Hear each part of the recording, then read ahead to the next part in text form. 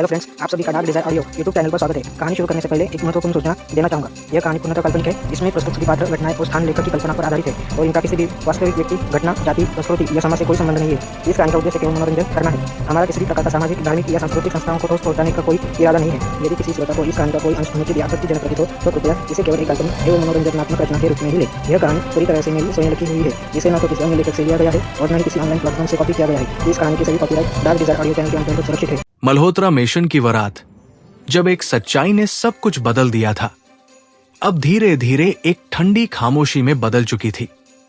ये खामोशी वैसी नहीं थी जिसमें सुकून होता है, बल्कि वैसी थी जिसमें हर दीवार, हर कोना, हर सांस एक सवाल बन जाती है।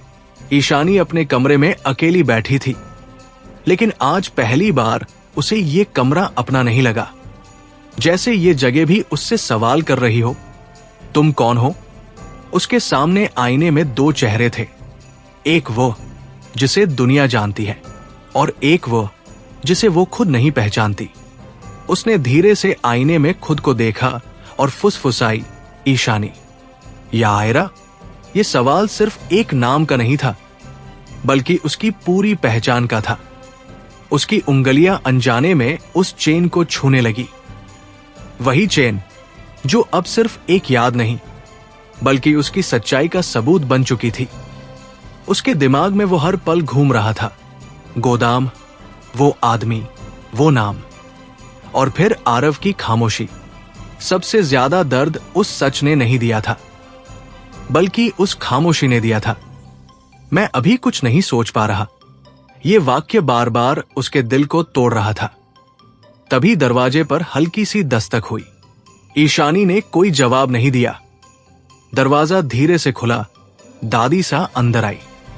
उन्होंने कुछ पल तक बिना कुछ कहे ईशानी को देखा। उनके चेहरे पर वही ममता थी, लेकिन आज उसमें एक चिंता भी जुड़ी हुई थी। बहू, उन्होंने धीमे स्वर में कहा। ईशानी ने सिर उठाया, लेकिन उसकी आंखों में वो चमक नहीं थी जो पहले हुआ करती थी। अगर आप मुझे बहू कह रही है, तो क्या आपको अब भी लगता है कि मैं इस घर का हिस्सा हूं? उसने शांत लेकिन टूटी हुई आवाज में पूछा। दादी सा उसके पास आकर बैठ गई। रिश्ते खून से नहीं बनते, निभाने से बनते हैं, उन्होंने कहा। ईशानी हल्का सा मुस्कुराई, लेकिन उस मुस्कान में दर्द था। लेकिन कभी कभी खून ही सब कुछ तोड़ देता है, उसने कहा। दादी सा कुछ पल चुप रही, फिर बोली, तुम्हें खुद को अपने अतीत से नहीं, अपने फैसलों से पहचानना होगा। ये बात सीधी थी, लेकिन आसान नहीं। उधर उसी समय आरव अपने स्टडी रूम में खड़े थे। उनके सामने विस्की का ग्लास रखा था, लेकिन उन्होंने उसे छुआ तक नहीं था। उनका ध्यान कहीं और था। उनकी आंखों में एक गहरी लड़ाई चल रही थी। आदित्य वर्धन की बेटी, ये शब्द उनके दिमाग में हथौड़े की तरह गूंज रहे थे। उन्होंने अपनी मुट्ठी भींच ली। ये कैसे हो सकता है, उन्होंने खुद से कहा, लेकिन सच्चाई बदल नहीं सकती थी। और सबसे मुश्किल बात यह थी, वो लड़की जिससे वो नफरत करनी चाहिए, वो उसी से जुड़ चुके थे। दरवाजा खुला, समीर अंदर आया। तू ठीक है? उसने पूछा। आरव ने बिना उसकी तरफ देखे कहा, क्या लगता है? समीर कुछ पल चुप रहा, फिर बोला, तो अब क्या करेगा? यह सवाल आसान नहीं था। आरव ने धीरे से कहा, पता नहीं। दिल क्या कह रहा है? समीर ने पूछा। आरव हंस पड़ा, लेकिन वो हंसी खाली थी।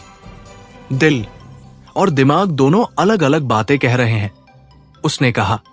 समीर ने गंभीर होकर कहा, तो एक बात याद रख, अगर तूने सिर्फ अतीत के आधार पर फैसला लिया, तो तू अपना भविष्य खो देगा।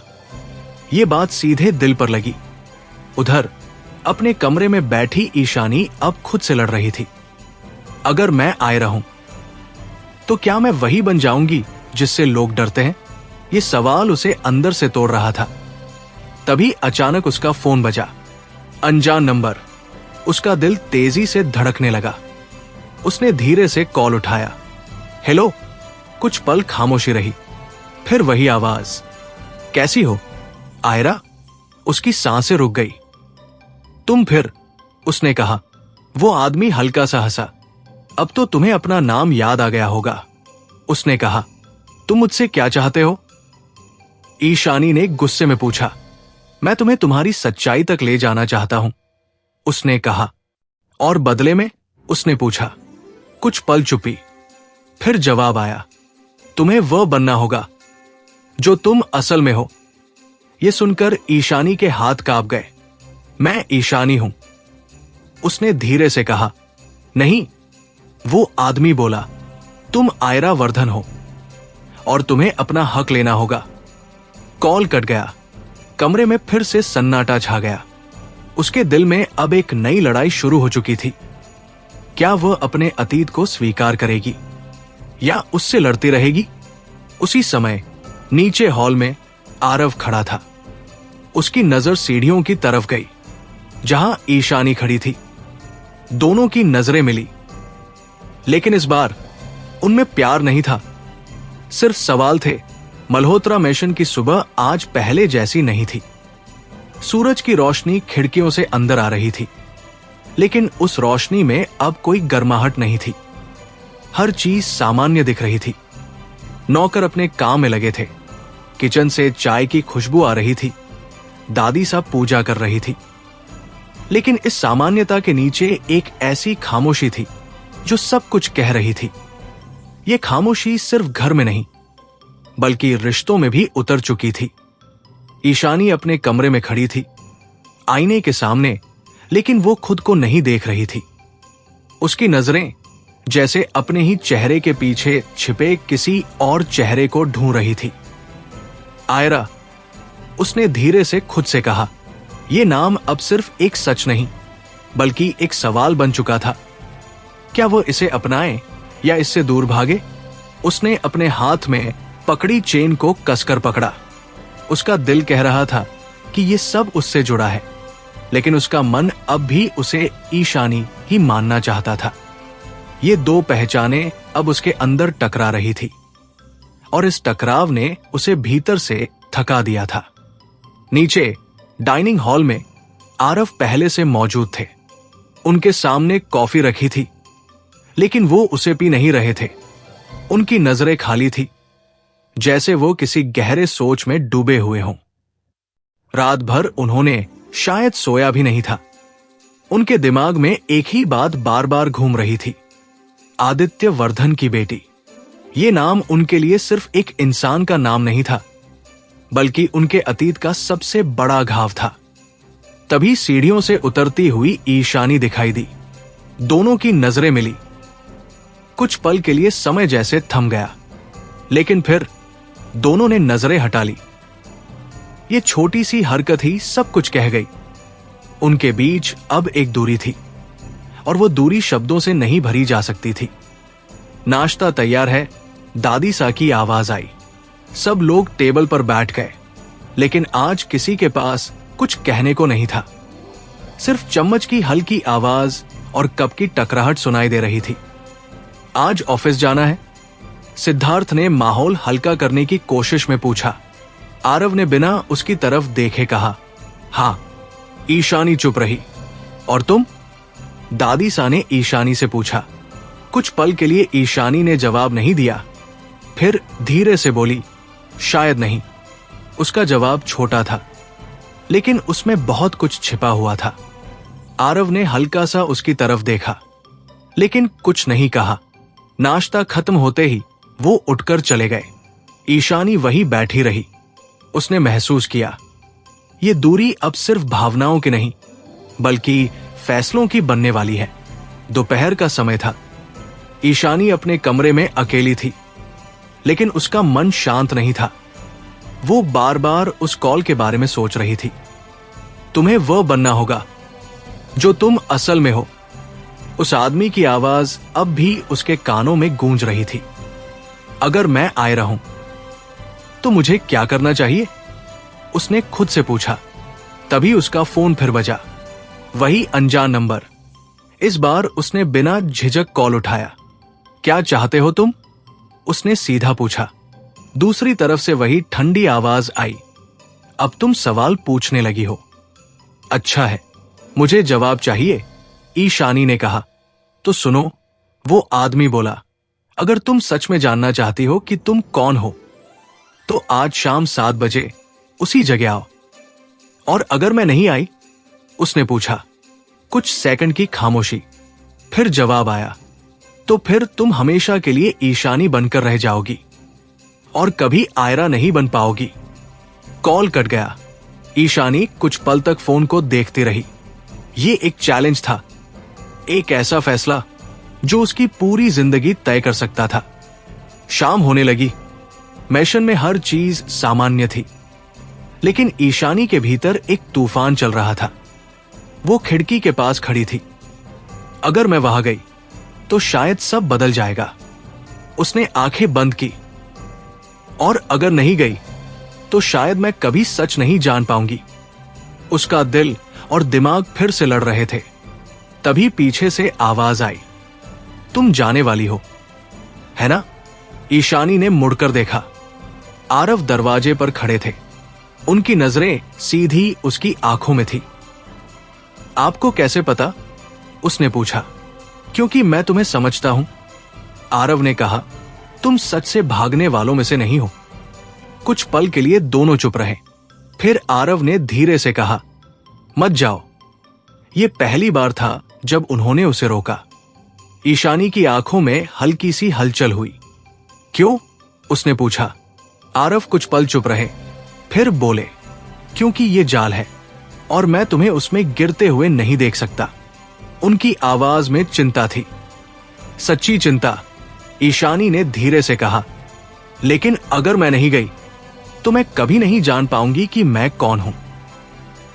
यह सच था और इस सच के सामने आरव के पास कोई जवाब नहीं था। तो मैं तुम्हारे साथ चलूंगा, उन्होंने कहा। ईशानी ने सिर हिलाया। नहीं, इस बार मुझे अकेले जाना होगा। यह सुनकर आरव के चेहरे पर सख्ती आ गई। मैं तुम्हें अकेले नहीं जाने दूंगा, उन्होंने कहा, और मैं आपको इस बार अपने साथ नहीं ले जा सकती। ईशानी ने शांत लेकिन दृढ़ आवाज में कहा। दोनों के बीच फिर वही टकराव, लेकिन इस बार यह टकराव अलग था। यह भरोसे का नहीं, पहचान का था। कुछ पल बाद ईशानी ने धीरे से कहा, अगर मुझे सच जानना है तो मुझे यह रास्ता खुद तय करना होगा। आरव चुप रहे। उन्होंने उसे रोका नहीं, लेकिन उनकी आंखों में एक डर साफ था। शायद इस बार वो उसे खो सकते हैं। रात के 7 बजे, वही पुराना गोदाम। ईशानी अंदर गई। इस बार उसके कदमों में डर नहीं था, बल्कि एक ठोस फैसला था। मैं आ गई हूं, उसने कहा। अंधेरे से वही आदमी सामने आया। मुझे पता था तुम आओगी, आयरा, उसने कहा। ईशानी ने गहरी सांस ली। अब बताओ, मुझे क्या करना होगा? वो आदमी मुस्कुराया। अब तुम सही सवाल पूछ रही हो। वो उसके पास आया और धीरे से कहा, अगर तुम्हें अपनी पहचान चाहिए तो तुम्हें अपना पहला कदम उठाना होगा। कौन सा कदम? ईशानी ने पूछा। उसने उसकी आंखों में देखते हुए कहा, तुम्हें आरव मल्होत्रा के खिलाफ खड़ा होना होगा। यह सुनते ही जैसे सब कुछ रुक गया। क्या? ईशानी ने धीरे से कहा, यही तुम्हारी असली परीक्षा है। वो आदमी बोला, अगर तुम आयरा हो तो तुम्हें अपने दुश्मनों को पहचानना होगा। आरव मेरा दुश्मन नहीं है, ईशानी ने तुरंत कहा। वो आदमी हल्का सा हंसा। तुम्हारे लिए नहीं, लेकिन तुम्हारे खून के लिए। वो दुश्मन है। उसके शब्द हवा में भारी होकर लटक गए। ईशानी चुप हो गई। उसके सामने अब 2 रास्ते थे, एक दिल का, दूसरा खून का, और इस बार उसे किसी एक को चुनना था। गोदाम के बाहर अंधेरे में खड़ा आरव सब देख रहा था। उसके चेहरे पर चिंता और गुस्सा दोनों थे। और उसी पल खेल अपने सबसे खतरनाक मोड़ पर पहुंच चुका था, क्योंकि अब लड़ाई सिर्फ सच की नहीं थी, बल्कि यह तय करने की थी कि ईशानी रहेगी या फिर आयरा वर्धन बन जाएगी। पुराने गोदाम के भीतर फैली अंधेरी हवा अब और भी भारी हो चुकी थी, जैसे हर दीवार, हर छाया इस बात की गवाही दे रही हो कि यहां सिर्फ सच्चाई नहीं बल्कि फैसले भी जन्म लेते हैं। ऐसे फैसले जो इंसान को हमेशा के लिए बदल देते हैं। ईशानी वही खड़ी थी, सामने वो रहस्यमयी आदमी जिसकी आंखों में एक अजीब सा विश्वास था, जैसे उसे पहले से पता हो कि वो क्या चुनेगी। तुम्हें आरव मल्होत्रा के खिलाफ खड़ा होना होगा। उसके शब्द अब भी हवा में गूंज रहे थे। ईशानी का दिल तेजी से धड़क रहा था। उसकी आंखों के सामने एक एक करके वो सारे पल घूमने लगे।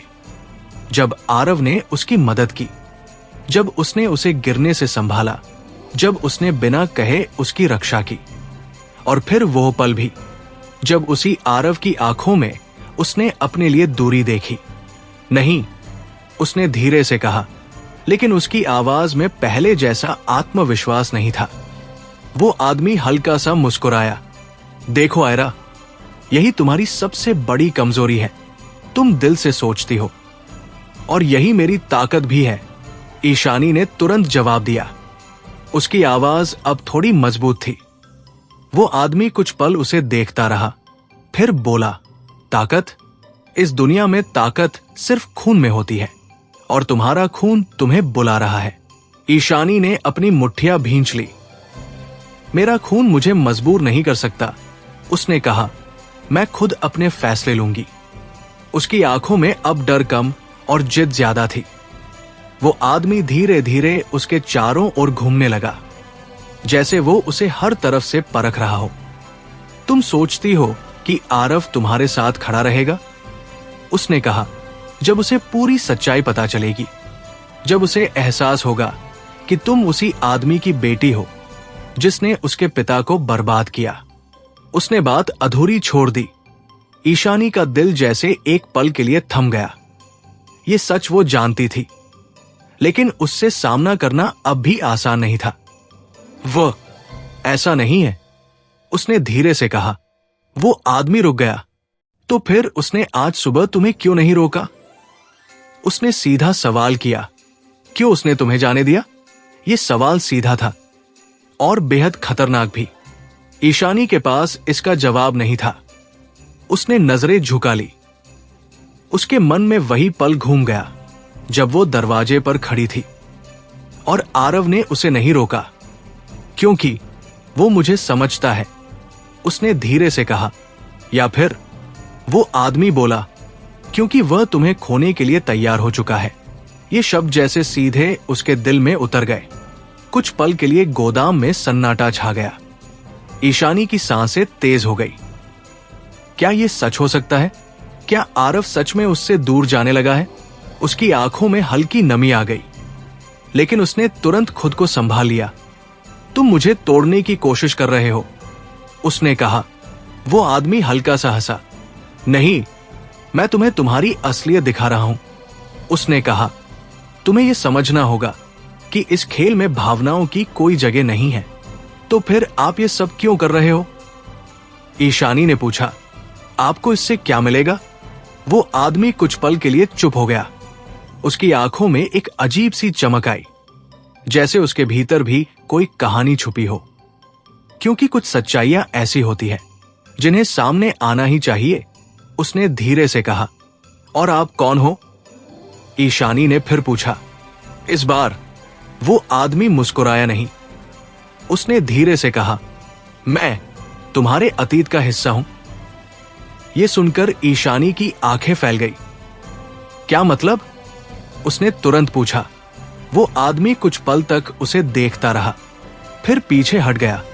आज के लिए इतना काफी है, उसने कहा। अगली बार मैं तुम्हें सब बताऊंगा। नहीं, ईशानी चिल्लाई। अब और नहीं, मुझे अभी सच जानना है। लेकिन इस बार वो आदमी मुड़ा और अंधेरे में खो गया। रुको, ईशानी ने दौड़कर उसे पकड़ने की कोशिश की, लेकिन वो गायब हो चुका था।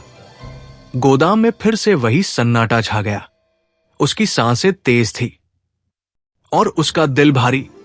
उसने महसूस किया, ये खेल अब और गहरा हो चुका है। गोदाम के बाहर अंधेरे में खड़ा आरव सब देख रहा था। उसने सब सुना था, हर शब्द, हर सवाल, हर जवाब। उसकी आंखों में गुस्सा था, लेकिन उससे ज्यादा एक दर्द। आरव तुम्हें खोने के लिए तैयार हो चुका है। ये लाइन उसके दिमाग में बार बार गूंज रही थी। क्या सच में? उसने खुद से पूछा। उसने अपनी मुट्ठी भींच ली।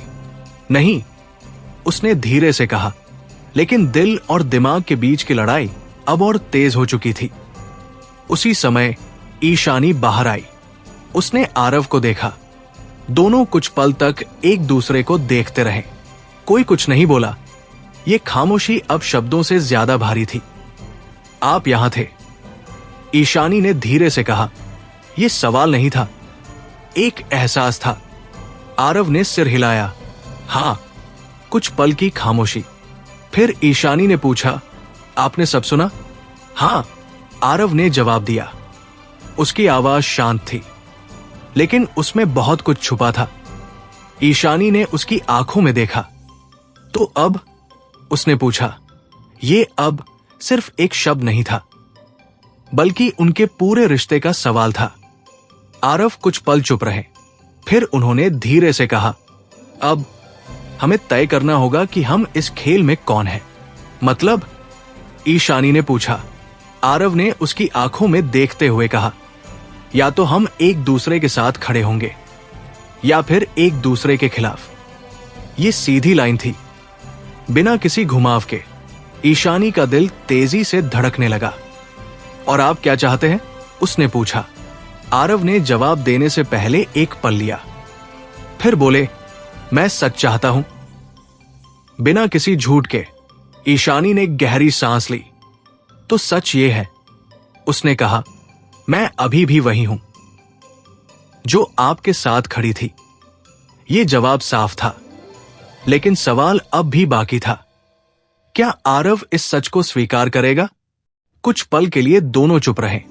फिर आरव ने धीरे से कहा, तो फिर हमें साथ लड़ना होगा। यह सुनकर ईशानी की आंखों में हल्की सी चमक आई, लेकिन यह पूरी राहत नहीं थी, क्योंकि यह लड़ाई अब और बड़ी होने वाली थी। दूर एक ऊंची बिल्डिंग की छत पर विक्रम सिंघानिया खड़ा था। उसके हाथ में फोन था। तो क्या हुआ? उसने पूछा। दूसरी तरफ से वही आदमी बोला, वो अभी भी टूट नहीं रही। विक्रम मुस्कुराया। कोई बात नहीं, उसने कहा। हर इंसान का एक कमजोर पल होता है। उसकी आंखों में ठंडी चमक थी। और जब वो पल आएगा, उसने धीरे से कहा, हम उसे पूरी तरह तोड़ देंगे। हवा तेज चलने लगी, और उसी हवा के साथ ये साफ हो गया, मल्होत्रा मैंशन की उस रात में एक अजीब सी बेचैनी थी, जो किसी तूफान के आने से पहले की खामोशी जैसी लग रही थी। बाहर आसमान में बादल घिर चुके थे, और कभी कभी बिजली की हल्की चमक खिड़कियों से अंदर झांक जाती थी, जैसे कोई चेतावनी दे रही हो कि आने वाला समय आसान नहीं होगा। लेकिन इस बार असली तूफान बाहर नहीं, बल्कि अंदर उठ रहा था। दिलों के भीतर, रिश्तों के बीच, और उस सच्चाई के इर्द गिर्द जो अब किसी भी पल सब कुछ बदल सकती थी। ईशानी अपने कमरे में अकेली बैठी थी। सामने टेबल पर वही चेन रखी थी, जिसे वो अब तक अपनी पहचान का हिस्सा मानने से बचती रही थी। उसने धीरे से उसे उठाया और अपनी हथेली में दबा लिया।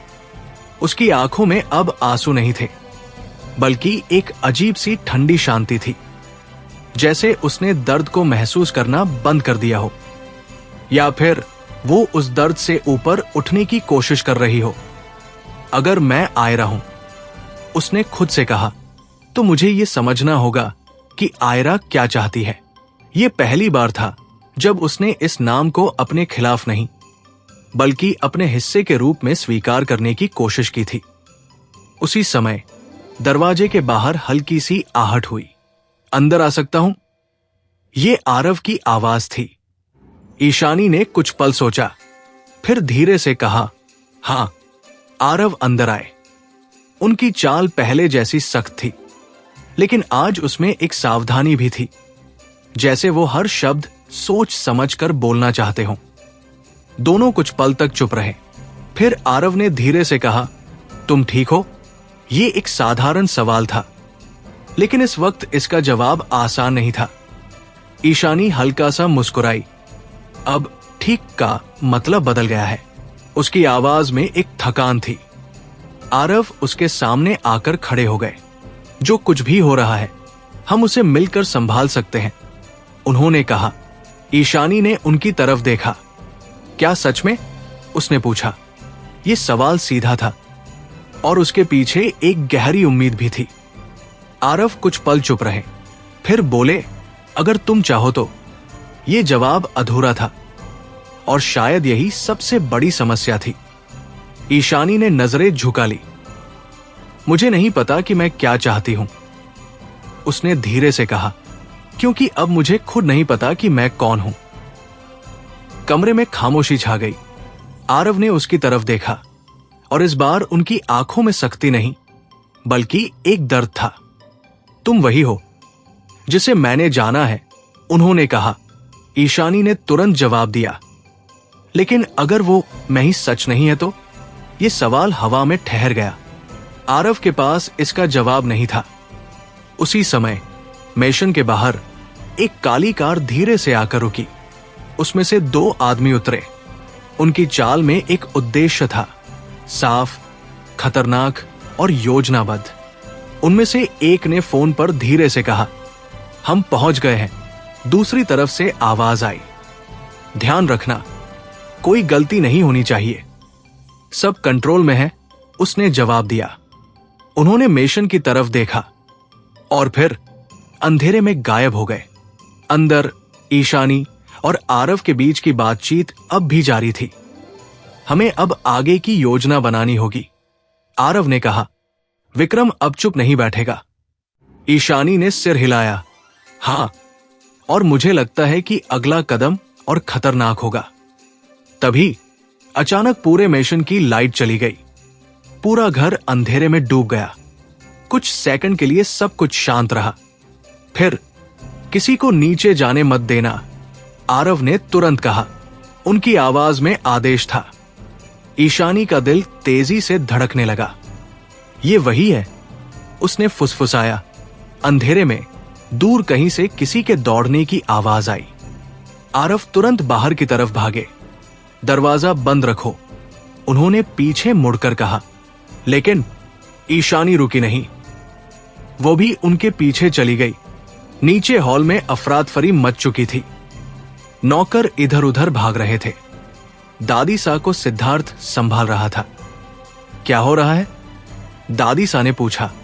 शायद कोई अंदर घुस आया है, सिद्धार्थ ने कहा। तभी एक जोरदार आवाज आई, जैसे किसी चीज के टूटने की। आरव तुरंत उस दिशा में दौड़े। ईशानी भी पीछे पीछे गई। वे स्टडी रूम के पास पहुंचे। दरवाजा आधा खुला था। अंदर सब बिखरा हुआ था। फाइल्स जमीन पर पड़ी थी। एक अलमारी खुली हुई थी। कोई कुछ ढूंढ रहा था, आरव ने कहा। तभी पीछे से आवाज आई। इतनी जल्दी समझ गए? दोनों मुड़े। वो वही आदमी था, अंधेरे में खड़ा, उसकी आंखों में वही ठंडी चमक। तुम, आरव ने गुस्से में कहा। शांत रहिए, वो आदमी बोला। मैं यहां लड़ने नहीं, लेने आया हूं। क्या? ईशानी ने पूछा। वो आदमी उसकी तरफ देखकर मुस्कुराया। तुम्हारा अतीत। इतना कहकर उसने जेब से एक पेन ड्राइव निकाली। इसमें वो सब है जो तुम्हें जानना चाहिए, उसने कहा। ईशानी का दिल तेजी से धड़कने लगा। तो फिर दे दो, उसने कहा। वो आदमी हंसा। इतना आसान नहीं है, उसने कहा। हर सच की एक कीमत होती है। क्या कीमत? आरव ने सख्ती से पूछा। वो आदमी धीरे से बोला, तुम्हें उसे छोड़ना होगा। उसने ईशानी की तरफ इशारा किया। कमरे में सन्नाटा छा गया। क्या? आरव ने कहा। अगर उसे उसका सच चाहिए, वो आदमी बोला, तो उसे तुम्हें छोड़ना होगा, हमेशा के लिए। यह सुनते ही जैसे सब कुछ रुक गया। ईशानी ने धीरे से आरव की तरफ देखा। यह वही पल था जिसका डर उसे पहले से था। आरव की मुट्ठियां भींच गई। ये नहीं होगा, उन्होंने कहा। वो आदमी मुस्कुराया। तो फिर सच भी नहीं मिलेगा। उसने पेन ड्राइव को हवा में घुमाया। फैसला तुम्हारा है, आयरा। ईशानी का दिल जोर से धड़क रहा था। उसके सामने अब दो रास्ते थे, एक सच, दूसरा रिश्ता, और इस बार उसे किसी एक को खोना ही था। कमरे में खामोशी छा गई, और उसी खामोशी में तूफान शुरू हो चुका था। मल्होत्रा मैशन के स्टडी रूम में फैला हुआ सन्नाटा अब किसी भी आवाज से ज्यादा तेज लग रहा था, जैसे दीवारें भी उस पल की गंभीरता को महसूस कर रही हों। अंधेरे में खड़ा वो आदमी, उसके हाथ में पकड़ी पेन ड्राइव, और सामने खड़े आरव और ईशानी, तीनों के बीच एक ऐसा तनाव था जो किसी भी पल फट सकता था। बाहर बिजली अब भी नहीं आई थी, लेकिन उस कमरे के भीतर जो होने वाला था वो किसी भी रोशनी से ज्यादा साफ और खतरनाक था। ईशानी की नजरें उस पेनड्राइव पर टिकी हुई थी। उसे लग रहा था कि उसमें सिर्फ डेटा नहीं, बल्कि उसकी पूरी पहचान छुपी हुई है। उसका अतीत, उसका सच, उसका असली नाम, सब कुछ। लेकिन उसी के साथ वो ये भी जानती थी कि उस सच तक पहुंचने की कीमत बहुत बड़ी है।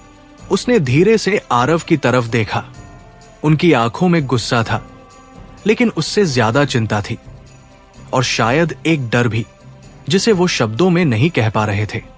फैसला करो, आयरा, वो आदमी फिर बोला। उसकी आवाज में एक ठंडी स्थिरता थी। या तो सच, या फिर ये रिश्ता। ये शब्द हवा में गूंज गए। ईशानी के भीतर जैसे सब कुछ रुक गया। उसका दिल उसे आरव की तरफ खींच रहा था, लेकिन उसका मन उस सच की ओर जा रहा था, जिसे वो अब और नजरअंदाज नहीं कर सकती थी। ये सिर्फ जिज्ञासा नहीं थी, ये उसकी पहचान का सवाल था। उसने खुद से पूछा, अगर आज वो पीछे हट गई तो क्या वो कभी खुद को माफ कर पाएगी? कुछ पल के लिए उसने आंखें बंद की। उसके दिमाग में एक एक करके सारे पल घूमने लगे।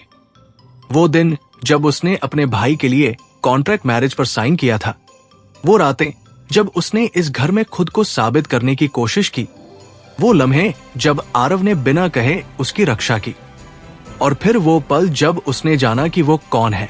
उसने धीरे धीरे आंखें खोली। अगर मैं सच नहीं जान पाई, उसने धीमे लेकिन साफ शब्दों में कहा, तो मैं कभी पूरी नहीं हो पाऊंगी। आरव ने उसकी तरफ देखा। ये वही जवाब था जिसका उन्हें डर था। ईशानी, उन्होंने धीरे से कहा, लेकिन इस बार उसने उन्हें रोका। नहीं, उसने कहा, आज मुझे बोलने दीजिए। कमरे में फिर सन्नाटा छा गया। ईशानी ने गहरी सांस ली और कहा, मैंने हमेशा अपने दिल से फैसले लिए हैं, और हर बार मैंने किसी और के लिए खुद को पीछे रखा है, लेकिन इस बार यह फैसला मेरे लिए है। उसकी आवाज में एक अजीब सी मजबूती थी, जैसे वो पहली बार खुद के लिए खड़ी हो रही हो। आरव कुछ पल तक उसे देखते रहे। उनकी आंखों में अब सिर्फ गुस्सा नहीं था, बल्कि एक टूटन भी थी। तो तुम मुझे छोड़ दोगी? उन्होंने सीधा पूछा। यह सवाल सीधा था और बेहद दर्दनाक भी। ईशानी के होंठ कांपे। मैं आपको छोड़ नहीं रही, उसने धीरे से कहा। मैं खुद को ढूंढ रही हूं। लेकिन यह जवाब उस दर्द को कम नहीं कर पाया। आरव ने हल्की सी हंसी के साथ कहा, और उस तलाश में मैं खो जाऊंगा। उनकी आवाज में अब एक ठंडापन आ गया था। यह वही दूरी थी जो धीरे धीरे उनके बीच आ रही थी। ईशानी ने उनकी तरफ देखा, लेकिन इस बार उसने नजरें नहीं हटाई। अगर हमारा रिश्ता इतना कमजोर है कि एक सच उसे तोड़ सकता है, उसने कहा, तो शायद वो पहले से ही अधूरा था। ये शब्द चाकू की तरह लगे। आरव के चेहरे पर सख्ती आ गई। ठीक है, उन्होंने कहा, अगर यही तुम्हारा फैसला है तो मैं तुम्हें नहीं रोकूंगा। उनकी आवाज अब पूरी तरह ठंडी थी। कमरे में एक भारी खामोशी फैल गई। वो आदमी अब भी खड़ा था। उसके चेहरे पर हल्की सी मुस्कान थी, जैसे वो यही चाहता था। तो फैसला हो गया, उसने कहा। उसने पेन ड्राइव आगे बढ़ाई। ईशानी ने धीरे धीरे हाथ बढ़ाया। उसकी उंगलियां हल्का सा कांपी, लेकिन उसने खुद को संभाला। जैसे ही उसने पेन ड्राइव पकड़ी, उसे लगा जैसे उसने सिर्फ एक चीज नहीं बल्कि अपनी पूरी जिंदगी का रास्ता बदल लिया है। वो आदमी पीछे हट गया। अब तुम सही रास्ते पर हो, उसने कहा। आयरा, इतना कहकर वो अंधेरे में गायब हो गया। कमरे में अब सिर्फ 2 लोग बचे थे, आरव और ईशानी। लेकिन अब उनके बीच जो था वो पहले जैसा नहीं था। दोनों कुछ पल तक एक दूसरे को देखते रहे। कोई कुछ नहीं बोला, क्योंकि अब शब्दों की जरूरत नहीं थी। सब कुछ समझ आ चुका था। ईशानी ने धीरे से कहा, मैं वापस आऊंगी। लेकिन उसकी आवाज में खुद ही विश्वास नहीं था। आरव ने कोई जवाब नहीं दिया। उन्होंने सिर्फ इतना कहा, जब तक तुम लौटोगी शायद बहुत देर हो चुकी होगी। ये कहकर वो मुड़े और कमरे से बाहर चले गए। दरवाजा बंद हुआ और उस आवाज ने जैसे सब कुछ खत्म कर दिया। ईशानी वही खड़ी रह गई। उसके हाथ में पेन ड्राइव थी, लेकिन उसके दिल में एक खालीपन। उसने महसूस किया, आज उसने कुछ पाया है, लेकिन उससे कहीं ज्यादा खो दिया है। उसकी आंखों से धीरे धीरे आंसू गिरने लगे, लेकिन इस बार वो रो नहीं रही थी। ये आंसू उस फैसले की कीमत थे। उसी समय मैशन के बाहर वो आदमी कार में बैठा था। फोन पर विक्रम सिंघानिया की आवाज आई। तो क्या हुआ? वो आदमी मुस्कुराया। वो टूट गई। विक्रम ने हल्की हंसी के साथ कहा, अच्छा, अब अगला कदम शुरू करते हैं। उसकी आवाज में एक खतरनाक संतोष था। अब जब दिल और दिमाग अलग हो गए हैं, उसने धीरे से कहा, तो खेल और आसान हो जाएगा। अंदर अपने कमरे में ईशानी लैपटॉप के सामने बैठी थी। उसने धीरे से पेन ड्राइव लगाया। स्क्रीन पर एक फोल्डर खुला, आयरा वर्धन क्लासिफाइड फाइल्स। उसका दिल तेजी से धड़कने लगा। उसने धीरे से क्लिक किया और उसी पल उसकी जिंदगी का सबसे बड़ा सच उसके सामने खुलने वाला था। अब वो सिर्फ ईशानी नहीं रही और अभी वो पूरी तरह आयरा भी नहीं बनी थी। लेकिन जो कुछ भी होने वाला था, कमरे की खामोशी अब किसी बोझ की तरह ईशानी के सीने पर बैठ चुकी थी। सामने लैपटॉप की स्क्रीन पर चमकता हुआ folder Ayra Vardhan classified files जैसे उसे घूर रहा था, जैसे उसे चुनौती दे रहा हो कि अब पीछे मुड़ने का कोई रास्ता नहीं बचा है। उसकी उंगलियां कीबोर्ड के ऊपर ठहरी हुई थी, लेकिन वो क्लिक करने से पहले एक पल के लिए खुद को रोक रही थी। ये सिर्फ एक फाइल नहीं थी, ये उसकी पूरी जिंदगी का सच था। और वो जानती थी कि एक बार इसे खोलने के बाद वो कभी पहले जैसी नहीं रह पाएगी। उसने धीरे से अपनी सांसों को नियंत्रित किया और फिर माउस पर क्लिक किया। स्क्रीन पर कई वीडियो फाइल्स, डॉक्यूमेंट्स और तस्वीरें सामने आ गई। हर फाइल के नाम के साथ एक तारीख जुड़ी हुई थी, कुछ बहुत पुरानी, कुछ हाल की। उसने सबसे ऊपर वाली फाइल पर क्लिक किया। वीडियो खुला। स्क्रीन पर एक छोटा सा कमरा दिखाई दिया, पुराना लेकिन सुरक्षित।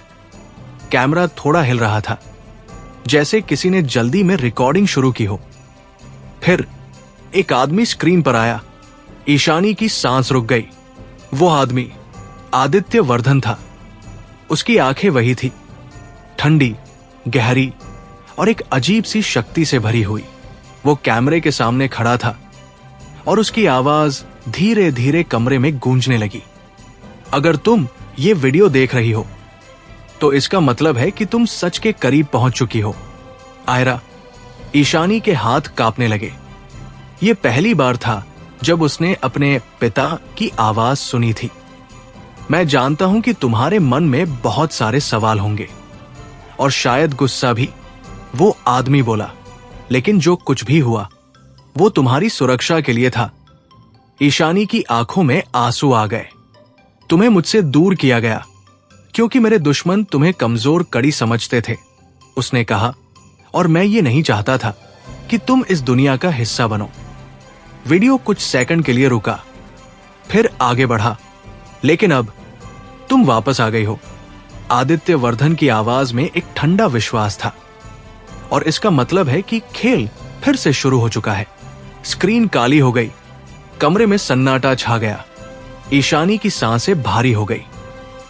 तो ये सब पहले से प्लान था, उसने खुद से कहा। उसके मन में अब एक नया सवाल उठ चुका था। अगर ये सब उसकी सुरक्षा के लिए था, तो फिर अब उसे इस खेल में क्यों खींचा जा रहा है? उसने अगली फाइल खोली। इस बार ये एक डॉक्यूमेंट था। उसमें कई नाम थे और उनमें से एक नाम देखकर उसका दिल जोर से धड़कने लगा। Aarav Malhotra, tag category, indirect leverage. उसकी आंखें फैल गई। नहीं, उसके होंठों से निकला। उसने जल्दी जल्दी पूरा डॉक्यूमेंट पढ़ना शुरू किया। उसमें साफ लिखा था कि आरव मल्होत्रा को सीधे नुकसान पहुंचाना मुश्किल है, इसलिए उसे भावनात्मक रूप से कमजोर करना जरूरी है और इसके लिए आयरा को इस्तेमाल किया जा सकता है। उसके हाथ कांपने लगे। तो मैं, उसने खुद से कहा, मैं सिर्फ एक हथियार हूं। ये एहसास उसे अंदर से तोड़ रहा था। जिस रिश्ते को वो अब तक सच्चा समझ रही थी, क्या वह भी किसी खेल का हिस्सा था? उसने तुरंत लैपटॉप बंद कर दिया। उसका दिल तेजी से धड़क रहा था। नहीं, ये सच नहीं हो सकता। उसने खुद को समझाने की कोशिश की, लेकिन वो जानती थी ये सच था। उधर मैशन के दूसरे हिस्से में आरव अपने स्टडी रूम में बैठे थे। टेबल पर रखी फाइल्स बिखरी हुई थी, लेकिन उनका ध्यान कहीं और था। उनके दिमाग में बार बार वही पल घूम रहा था, जब ईशानी ने पेन ड्राइव ली, जब उसने कहा कि यह फैसला उसके लिए है, और जब वो बिना पीछे देखे खड़ी रही। तो यही था सच, उन्होंने खुद से कहा। उनकी मुट्ठियां भींच गई। मैं सिर्फ एक हिस्सा था उसके खेल का। यह सोच उन्हें अंदर से जला रही थी। तभी दरवाजा खुला। समीर अंदर आया। तू अभी भी यहां बैठा है? उसने पूछा। आरव ने बिना उसकी तरफ देखे कहा, और कहा जाओ। समीर ने उसकी हालत को समझा। तू जो सोच रहा है शायद वो पूरी सच्चाई नहीं है, उसने कहा। आरव हंस पड़ा, लेकिन वो हंसी कड़वी थी। मैंने खुद देखा है, उसने खुद चुना है ये रास्ता, उसने कहा। समीर कुछ पल चुप रहा, फिर बोला, या फिर उसे मजबूर किया गया है। ये बात सीधे दिल पर लगी।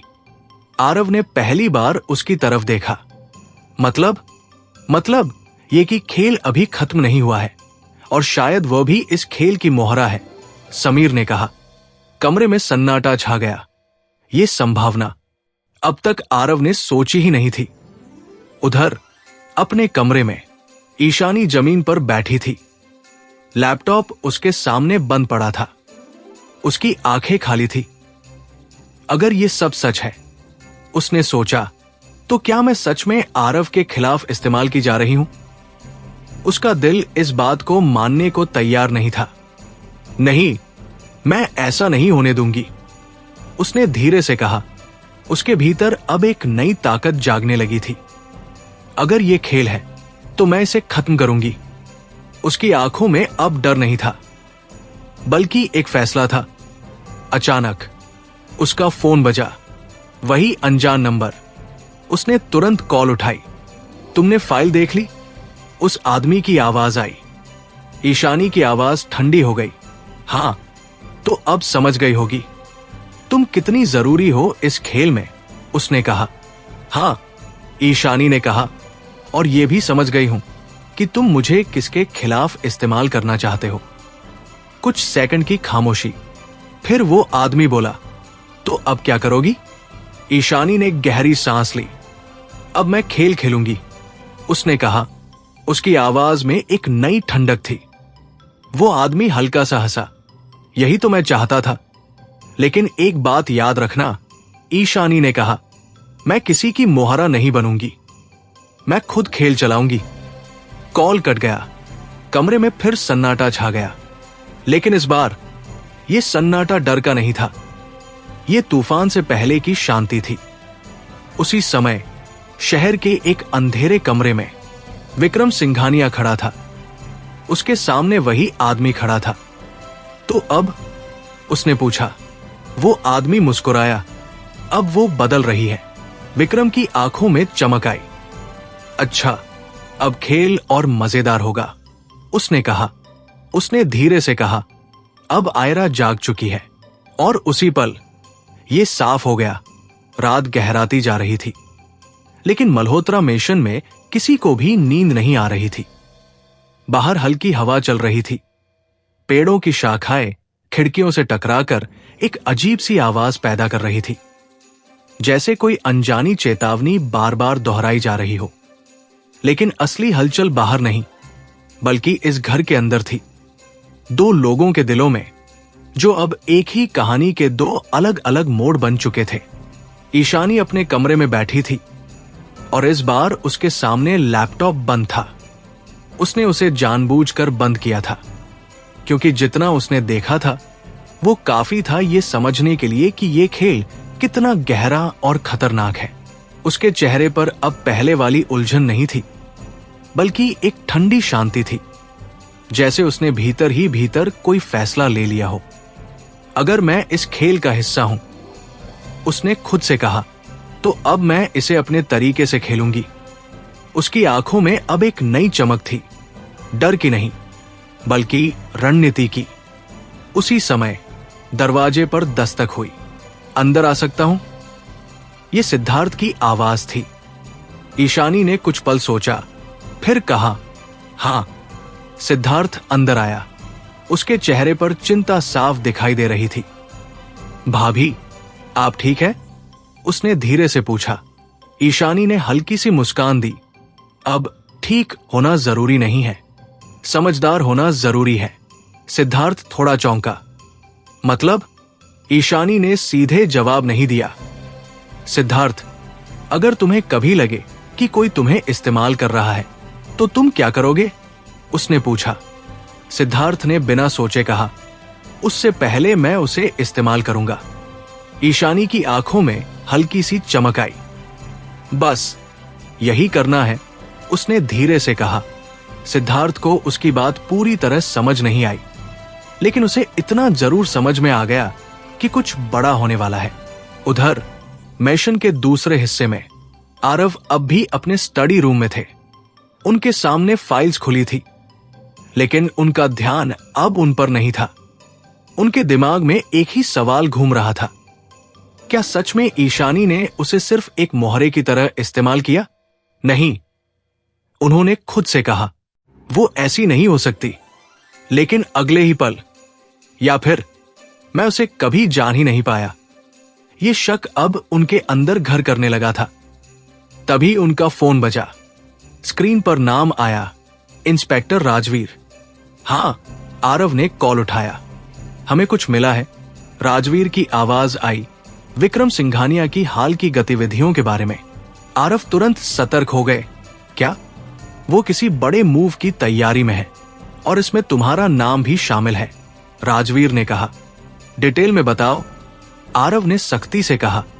अभी पूरी जानकारी नहीं है, लेकिन इतना साफ है कि वो तुम्हें सीधे नहीं, बल्कि किसी और के जरिए निशाना बनाने वाला है, राजवीर ने कहा। यह सुनकर आरव के दिमाग में तुरंत एक ही नाम आया, ईशानी। उनकी मुट्ठियां भींच गई। अगर उन्होंने सोचा, नहीं, मुझे पहले सच जानना होगा।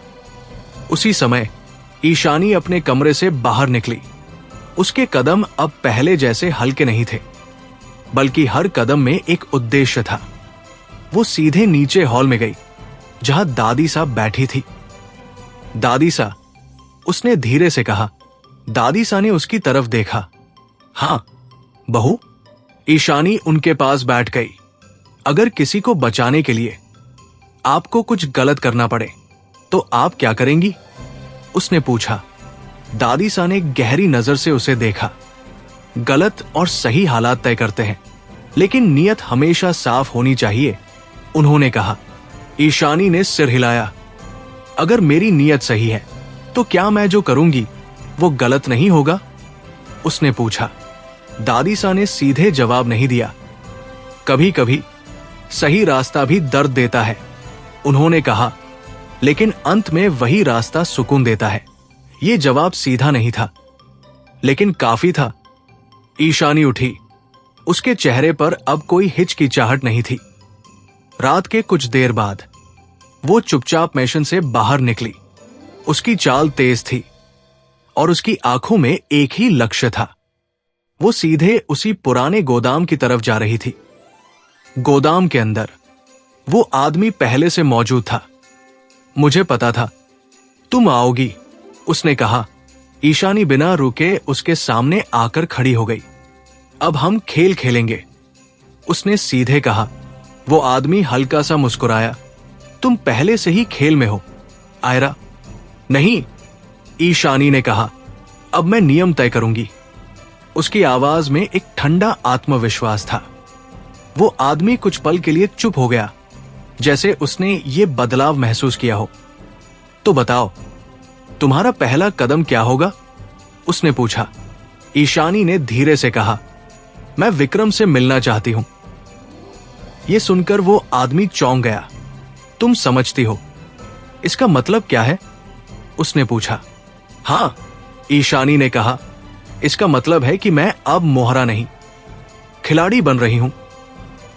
उसकी आंखों में अब डर नहीं था। वो आदमी कुछ पल तक उसे देखता रहा, फिर हल्का सा मुस्कुराया। ठीक है, उसने कहा, मैं ये मीटिंग सेट करवा दूंगा। ईशानी ने सिर हिलाया। और एक बात, उसने कहा, अब से मैं तुम्हारे साथ नहीं, तुम्हारे बराबर हूं। यह सुनकर वो आदमी हंस पड़ा। अब मजा आएगा, उसने कहा। उधर मेशन के बाहर अंधेरे में आरव खड़े थे। उन्होंने सब देखा था। तो ये सच है, उन्होंने खुद से कहा। उनकी आंखों में अब एक ठंडी चमक थी। अगर तुम खेल खेल रही हो ईशानी, तो मैं भी खेलूंगा। उनकी मुट्ठियां भींच गई। दूर शहर के एक ऊंचे ऑफिस में विक्रम सिंघानिया खड़ा था। उसके फोन पर एक मैसेज आया, वो तैयार है। विक्रम के चेहरे पर मुस्कान आ गई। अच्छा, उसने धीरे से कहा, अब असली खेल शुरू होगा। उसने खिड़की से बाहर देखा। आओ आयरा, उसने फुसफुसाया। देखते हैं तुम कितनी दूर जा सकती हो। शहर की रात अपने पूरे शोर और चमक के साथ जिंदा थी, लेकिन उस चमक के पीछे एक अजीब सा अंधेरा भी छिपा हुआ था। ठीक वैसा ही अंधेरा जो इस समय ईशानी के भीतर चल रहा था। कार की खिड़की से बाहर देखते हुए वो चुप बैठी थी। उसकी आंखें रास्ते पर थी, लेकिन उसका ध्यान कहीं और था। ये सिर्फ एक मीटिंग नहीं थी, ये एक मोड़ था। एक ऐसा मोड़ जहां से उसकी जिंदगी दो हिस्सों में बंट सकती थी। ड्राइवर को उसने बस एक लोकेशन दी थी। शहर के बीचों बीच एक पुरानी लेकिन बेहद शानदार बिल्डिंग, जहां आज उसकी मुलाकात उस इंसान से होने वाली थी जिसने इस पूरे खेल को शुरू किया था। विक्रम सिंघानिया, उसका नाम ही काफी था किसी भी इंसान के दिल में डर पैदा करने के लिए। लेकिन आज ईशानी के भीतर डर नहीं था, सिर्फ एक अजीब सी ठंडक थी, जैसे उसने अपने डर को कहीं पीछे छोड़ दिया हो। उसने अपनी मुट्ठियां हल्के से भींच ली और खुद से कहा, अब पीछे मुड़ने का कोई रास्ता नहीं है। कार धीरे धीरे उस बिल्डिंग के सामने रुकी। ऊंची कांच की दीवारों वाली वो बिल्डिंग रात की रोशनी में चमक रही थी, लेकिन उसके अंदर क्या छुपा है, ये सिर्फ वही लोग जानते थे जो उसमें कदम रखते हैं। ईशानी ने गहरी सांस ली और कार से बाहर निकली। उसके कदम स्थिर थे, लेकिन हर कदम के साथ उसका दिल थोड़ा और तेज धड़क रहा था। गेट पर खड़े सिक्योरिटी गार्ड ने उसे रोका नहीं, जैसे उन्हें पहले से पता हो कि वो आने वाली है। ये देखकर ही उसे समझ आ गया कि ये सब पहले से सेट किया गया था। वो अंदर गई। लॉबी में हल्की रोशनी थी और हर चीज इतनी परफेक्ट थी कि वो अस्वाभाविक लग रही थी। सामने रिसेप्शन पर बैठी लड़की ने बिना कुछ पूछे कहा, आपका इंतजार किया जा रहा है मैम। ईशानी ने बिना जवाब दिए लिफ्ट की तरफ कदम बढ़ाए। लिफ्ट के अंदर खड़े होकर उसने खुद को आईने में देखा। ईशानी, उसने धीमे से कहा, फिर कुछ सेकंड बाद, या आयरा, उसने खुद को सीधा किया। आज मैं दोनों हूं। लिफ्ट का दरवाजा खुला। ऊपर का फ्लोर लगभग खाली था। लंबा गलियारा, दोनों तरफ कांच की दीवारें और आखिर में एक बड़ा सा केबिन जिसके अंदर हल्की रोशनी थी। वही जगह थी। वो धीरे धीरे उस केबिन की तरफ बढ़ी। दरवाजा आधा खुला था। उसने उसे धक्का दिया। अंदर विक्रम सिंघानिया खड़ा था। उसकी पीठ खिड़की की तरफ थी और वो शहर की रोशनी को देख रहा था, जैसे ये सब उसका अपना हो। उसने बिना मुड़े कहा, आखिरकार तुम आ ही गई। उसकी आवाज में एक अजीब सा आत्मविश्वास था, जैसे उसे पहले से पता हो कि ये होने वाला है। ईशानी ने अंदर कदम रखा और दरवाजा बंद कर दिया। आपने बुलाया था, उसने शांत स्वर में कहा। विक्रम धीरे धीरे मुड़ा। उसकी आंखें तेज थी और उनमें एक शिकारी जैसी चमक थी। नहीं, उसने मुस्कुराते हुए कहा, मैंने सिर्फ रास्ता दिखाया था। आने का फैसला तुम्हारा था। ईशानी ने बिना झिझक उसकी आंखों में देखा। तो अब सीधा मुद्दे पर आते हैं, उसने कहा। आप मुझे क्यों इस्तेमाल करना चाहते हैं? कमरे में कुछ पल के लिए सन्नाटा छा गया। विक्रम हल्का सा हंसा। सीधे सवाल, मुझे पसंद है, उसने कहा। वो धीरे धीरे उसकी तरफ बढ़ा। क्योंकि तुम एक चाबी हो, उसने कहा। एक ऐसी चाबी जिससे मैं उस दरवाजे को खोल सकता हूं, जिसे मैं सालों से तोड़ने की कोशिश कर रहा हूं। आरव, ईशानी ने धीरे से कहा। विक्रम मुस्कुराया। सही समझी, उसने कहा। आरव मल्होत्रा, मेरी सबसे बड़ी बाधा। ईशानी का चेहरा स्थिर रहा। और मैं? उसने पूछा। तुम उसकी सबसे बड़ी कमजोरी हो, विक्रम ने बिना झिझक कहा। ये शब्द सीधे उसके दिल में उतरे। लेकिन इस बार उसने कोई प्रतिक्रिया नहीं दी। तो ये सब सिर्फ बदले के लिए है? उसने पूछा। विक्रम की आंखों में एक ठंडी चमक आई। ये सिर्फ बदला नहीं है, उसने कहा। ये एक अधूरी कहानी है जिसे मैं पूरा करना चाहता हूं। वो थोड़ा और करीब आया। तुम्हारे पिता आदित्य वर्धन, उसने कहा, उन्होंने बहुत कुछ छीन लिया था मुझसे, और मल्होत्रा परिवार ने भी। ईशानी का दिल हल्का सा कांपा। तो अब आप सब कुछ वापस लेना चाहते हैं? उसने पूछा। नहीं, विक्रम ने धीमे से कहा। मैं सब कुछ खत्म करना चाहता हूं। कमरे में फिर सन्नाटा छा गया। ईशानी ने गहरी सांस ली। और इसके लिए आपको मेरी जरूरत है, उसने कहा। विक्रम ने सिर हिलाया। तुम सिर्फ जरूरत नहीं हो, उसने कहा, तुम ही रास्ता हो। ईशानी कुछ पल चुप रही। फिर उसने धीरे से कहा, और अगर मैं मना कर दूं? विक्रम मुस्कुराया। तो तुम सच से दूर रह जाओगी और शायद बहुत कुछ खो दोगी, उसने कहा। यह एक सीधी धमकी थी। लेकिन इस बार ईशानी पीछे नहीं हटी। वो एक कदम आगे बढ़ी। अगर मैं आपके साथ खेल खेलूं, उसने कहा, तो नियम मैं तय करूंगी। विक्रम की भौहें हल्की सी उठीं। दिलचस्प, उसने कहा। पहली शर्त, ईशानी ने कहा, आप मुझे पूरी सच्चाई बताएंगे। मेरे अतीत की, मेरे पिता की और इस पूरे खेल की। विक्रम कुछ पल चुप रहा। फिर उसने धीरे से कहा, ठीक है। यह सुनकर ईशानी थोड़ी हैरान हुई। और दूसरी शर्त, उसने कहा, मैं किसी को नुकसान नहीं पहुंचाऊंगी जब तक मुझे खुद यकीन न हो कि वो सही है। विक्रम हंसा। तुम अब भी दिल से सोच रही हो, उसने कहा, और यही मुझे अलग बनाता है, ईशानी ने जवाब दिया।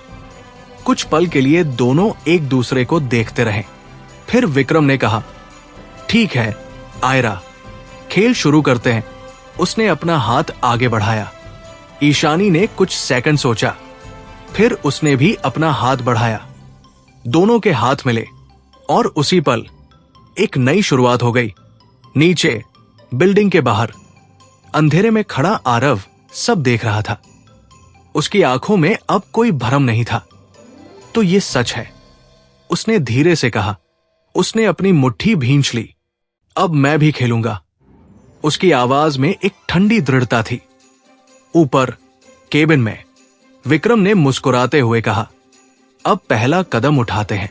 ईशानी ने उसकी तरफ देखा। क्या? विक्रम ने धीरे से कहा, तुम्हें वापस जाना होगा, उसी घर में, उसी रिश्ते में, और उसे अंदर से तोड़ना होगा। यह सुनकर ईशानी का दिल एक पल के लिए थम गया, लेकिन उसके चेहरे पर कोई भाव नहीं आया। उसने बस इतना कहा, ठीक है। लेकिन उसके भीतर कुछ और ही चल रहा था। शहर की सड़कों पर रात अब भी जिंदा थी, लेकिन ईशानी के भीतर एक नई शांति उतर आई थी। ऐसी शांति जो तूफान से पहले आती है। विक्रम के साथ हुई उस मुलाकात ने उसे भीतर से बदल दिया था। वो अब सिर्फ सवालों में उलझी लड़की नहीं रही, बल्कि एक ऐसा खिलाड़ी बन चुकी थी जो हर चाल सोच समझकर चलने को तैयार था। कार की खिड़की से बाहर देखते हुए उसने अपने प्रतिबिंब को शीशे में देखा। उसकी आंखों में अब पहले वाली मासूमियत नहीं थी, बल्कि एक गहराई थी जिसमें दर्द, समझ और रणनीति तीनों मिल चुके थे। अब मुझे वापस जाना है, उसने खुद से धीरे से कहा, लेकिन इस बार उसी ईशानी की तरह नहीं। कार धीरे धीरे मल्होत्रा मेशन के बाहर आकर रुकी। वही घर, वही दरवाजे, लेकिन आज उसे ये जगह अलग लग रही थी। जैसे ये घर अब सिर्फ एक घर नहीं, बल्कि एक युद्ध भूमि बन चुका था। उसने गहरी सांस ली और कार से बाहर उतरी। गेट पर खड़े गार्ड ने उसे देखते ही सिर झुका दिया, लेकिन उसकी नजरें कुछ पल के लिए उस पर ठहर गई, जैसे वो भी महसूस कर रहा हो कि कुछ बदल चुका है। ईशानी अंदर चली गई। हॉल में हल्की रोशनी थी। दादी सा सोफे पर बैठी थी और सिद्धार्थ उनके पास खड़ा था। जैसे ही उन्होंने ईशानी को देखा, दोनों की नजरें एक साथ उस पर टिक गई। कुछ पल के लिए कोई कुछ नहीं बोला। तुम आ गई, दादी सा ने धीरे से कहा। ईशानी ने सिर हिलाया। हां, उसकी आवाज शांत थी, लेकिन उसमें एक दूरी थी। सिद्धार्थ ने थोड़ा आगे बढ़कर पूछा, सब ठीक है ना? ईशानी ने हल्की सी मुस्कान दी। अब ठीक और गलत दोनों का मतलब बदल चुका है। उसका जवाब सुनकर दोनों कुछ पल के लिए चुप हो गए। तभी सीढ़ियों से उतरते हुए कदमों की आवाज आई। आरव, उनकी नजर जैसे ही ईशानी पर पड़ी, वो कुछ सेकंड के लिए वहीं रुक गए। उनके चेहरे पर कोई भाव नहीं था, न गुस्सा, न सवाल, सिर्फ एक ठंडी स्थिरता। दोनों की नजरें मिली। वो पल लंबा था, भारी था और बहुत कुछ कह रहा था। ईशानी ने नजरें नहीं हटाई। आरव धीरे धीरे नीचे आए। तुम वापस आ गई, उन्होंने कहा। यह सवाल नहीं था, एक बयान था। हां, ईशानी ने जवाब दिया। कुछ सेकंड की खामोशी। फिर आरव ने पूछा, सब मिल गया तुम्हें? यह सुनते ही हवा और भारी हो गई। ईशानी ने एक पल के लिए सोचा, फिर कहा, शुरुआत मिल गई है। उसका जवाब अधूरा था, लेकिन जानबूझकर। आरव ने हल्का सा सिर हिलाया। अच्छा है, उन्होंने कहा। कम से कम तुम्हें पता है कि तुम क्या कर रही हो। यह लाइन सीधी थी, लेकिन उसके पीछे एक छिपा हुआ दर्द था। ईशानी ने उनकी आंखों में देखा। और आपको? उसने पूछा। आपको पता है कि आप क्या कर रहे हैं? यह सवाल अचानक था। आरव कुछ पल चुप रहे। हां, उन्होंने कहा, मैं अब गलती नहीं कर रहा। यह जवाब भी सीधा था, और इसी जवाब ने उनके बीच की दूरी को और साफ कर दिया। उस रात मैशन के अलग अलग कमरों में दो लोग जाग रहे थे। एक ईशानी, दूसरा आरव। दोनों के पास अपने अपने सवाल थे, अपने अपने फैसले और अपने अपने रास्ते। ईशानी अपने कमरे में बैठी थी और उसके सामने वही लैपटॉप खुला था। उसने फिर से फाइल्स खोली, लेकिन इस बार उसका देखने का तरीका अलग था।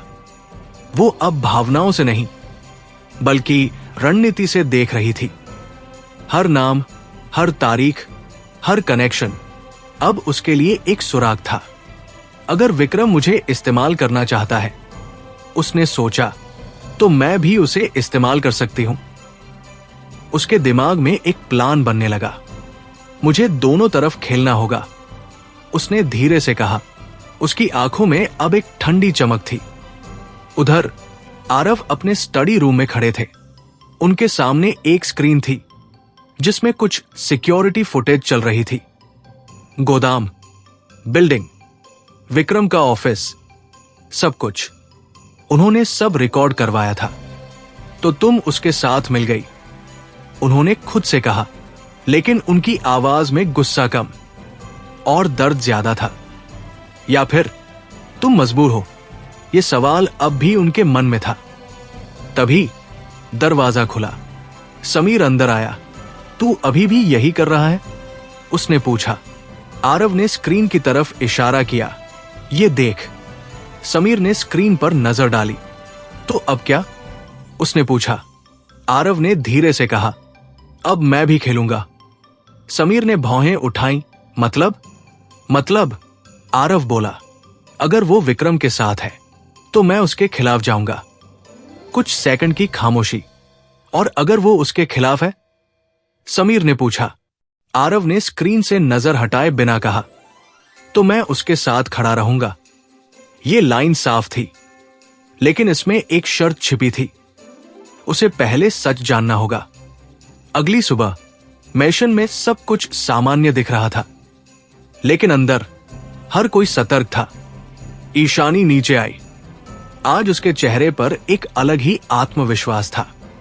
वो सीधे डाइनिंग टेबल पर जाकर बैठ गई। आरव पहले से वहां थे। दोनों के बीच फिर वही खामोशी, लेकिन इस बार ये खामोशी डर की नहीं, खेल की थी। आज ऑफिस चलोगी? आरव ने पूछा। ईशानी ने हल्की मुस्कान के साथ कहा, हां, क्यों नहीं? ये जवाब सुनकर आरव थोड़ा चौंके। अचानक? उन्होंने पूछा। अचानक नहीं, ईशानी ने कहा, बस अब समय आ गया है कि मैं सब कुछ खुद देखूं। उसकी आंखों में एक गहराई थी। आरव ने उसे ध्यान से देखा। ठीक है, उन्होंने कहा, लेकिन उनके मन में एक नया सवाल उठ चुका था। वो क्या प्लान कर रही है? दूर अपने ऑफिस में विक्रम सिंघानिया खड़ा था। उसके सामने शहर फैला हुआ था। उसके फोन पर एक मैसेज आया, वो वापस आ गई है। विक्रम मुस्कुराया। अच्छा, उसने कहा, अब असली खेल शुरू होगा। उसने धीरे से कहा, अब देखना कौन किसे खेलता है। सुबह की धूप मल्होत्रा मेशन की बड़ी कांच की खिड़कियों से अंदर आकर फर्श पर फैल रही थी, लेकिन उस रोशनी में अब पहले जैसी गर्माहट नहीं थी। ये घर अब भी वैसा ही था, शानदार, व्यवस्थित, शांत, लेकिन इसके भीतर रहने वाले लोग बदल चुके थे। हर किसी के चेहरे पर एक अनकहा तनाव था, जैसे हर कोई कुछ जानता हो लेकिन कह नहीं रहा हो। और इस पूरे माहौल के केंद्र में थे आरव और ईशानी, जो अब एक ही छत के नीचे होते हुए भी दो अलग अलग खेल खेल रहे थे। डाइनिंग टेबल पर बैठी ईशानी आज पहले से अलग लग रही थी। उसके चेहरे पर एक संतुलन था, एक आत्मविश्वास जो पिछले कुछ दिनों में गायब हो चुका था। लेकिन ये वही आत्मविश्वास नहीं था, ये कुछ और था, कुछ ऐसा जो भीतर से ठंडा और नियंत्रित था। उसने चाय का कप उठाया, एक घूंट लिया और बिना किसी हड़बड़ी के टेबल पर रख दिया। सामने बैठे आरव उसे ध्यान से देख रहे थे। वो उसकी हर हरकत को नोटिस कर रहे थे। उसकी आंखों की स्थिरता, उसके चेहरे की शांति और सबसे ज्यादा उसकी दूरी।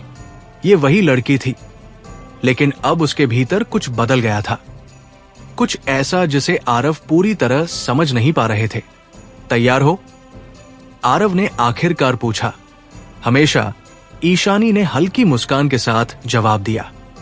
उसका यह जवाब साधारण था, लेकिन उसके लहजे में एक अलग ही अर्थ छिपा था, जैसे वो सिर्फ ऑफिस जाने की नहीं, बल्कि किसी और चीज के लिए तैयार हो।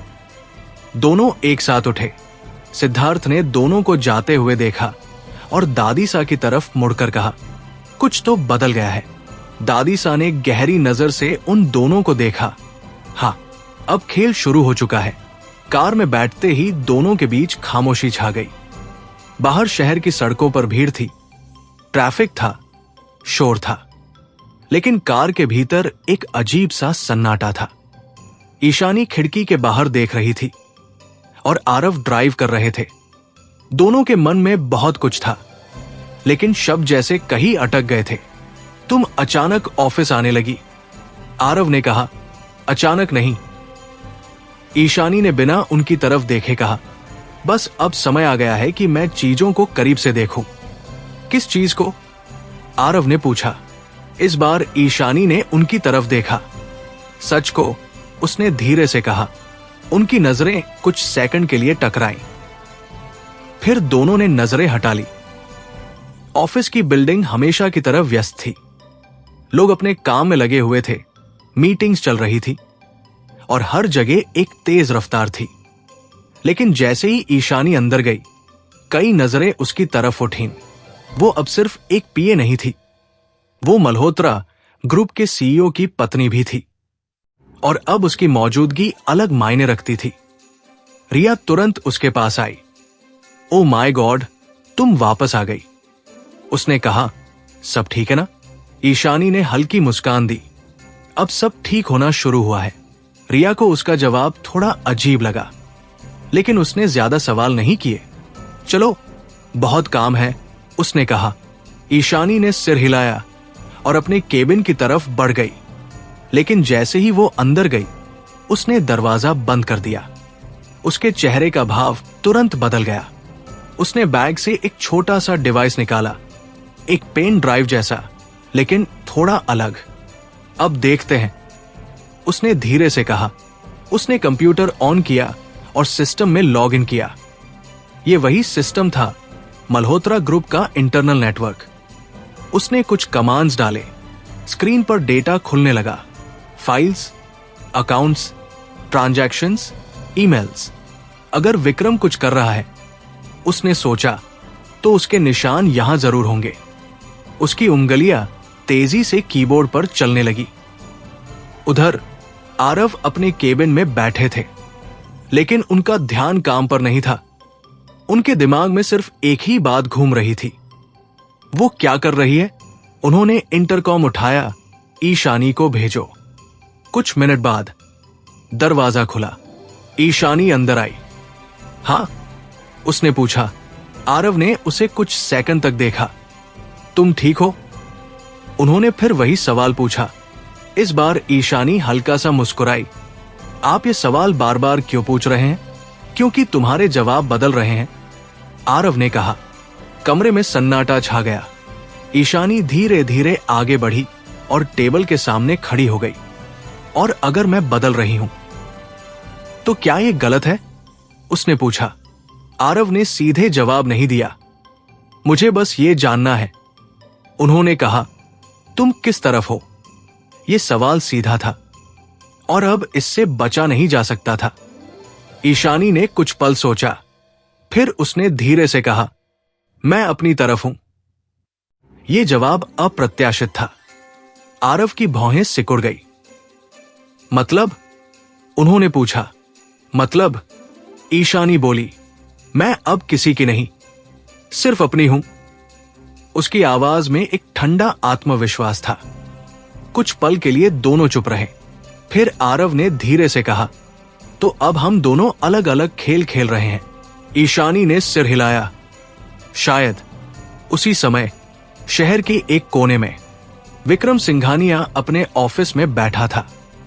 उसके सामने एक स्क्रीन थी, उस पर लाइव फीड चल रही थी, मल्होत्रा ऑफिस की। उसने हल्का सा मुस्कुराया। तो अब वो सिस्टम में घुस चुकी है, उसने कहा।